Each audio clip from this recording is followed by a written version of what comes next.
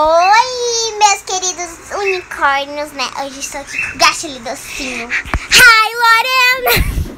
Eu vou falar hi, Lorena, agora? Tá bom, vou falar igual eu falo com meus docinhos. Oi, docinhos! A gente falava oi, docinhos e docinhas. Não, eu falava assim, oi, docinhos e docinhas. Hoje nós voltamos no negócio se a gente começar a brigar, né? Já temos uma precaução aí. Né? É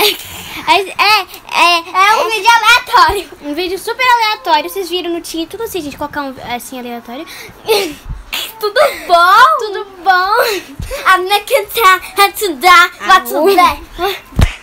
Gente, desculpa por nossa loucura. Na verdade, não minha. A loucura dessa garota aqui, tá bom? Olha como é que você fala comigo! Eu sou superior de mim. Não, eu sou dona de mim. Agora eu tô entendendo nada que eu tô falando, mas... Dona? Eu sou linda, não sou? Não, você nunca mostrou seu rosto pra ninguém? Não mostro mesmo. Nem eu. Isso aí, porque a gente quer esperar a gente ser famosa. Na comunidade gacha. Eu disse comunidade gacha. Comunidade. É comunidade gacha. Comunidade. Olha, essa daqui é a Valentina Tube. Eu que ensinei ela a fazer vídeo de gacha. Porque eu não sabia fazer nada.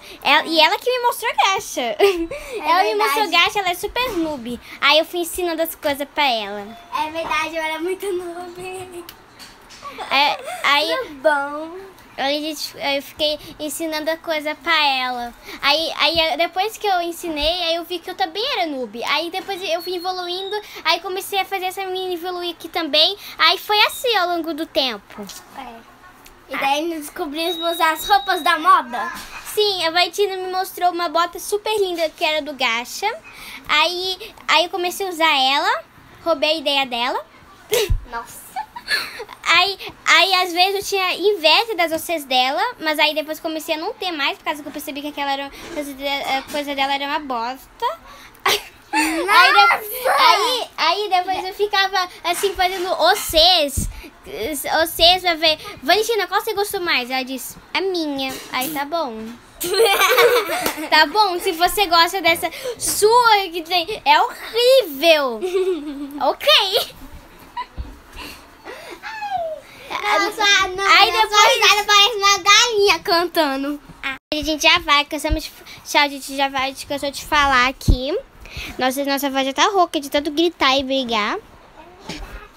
Aqui, ó, fala aí alguma coisa, Valentina Tube. É verdade, quero. É verdade. Tchau. Tchau, passar bem. Eita, não, chafezinha, não. A gente já, tchau. Vê lá no, passa lá no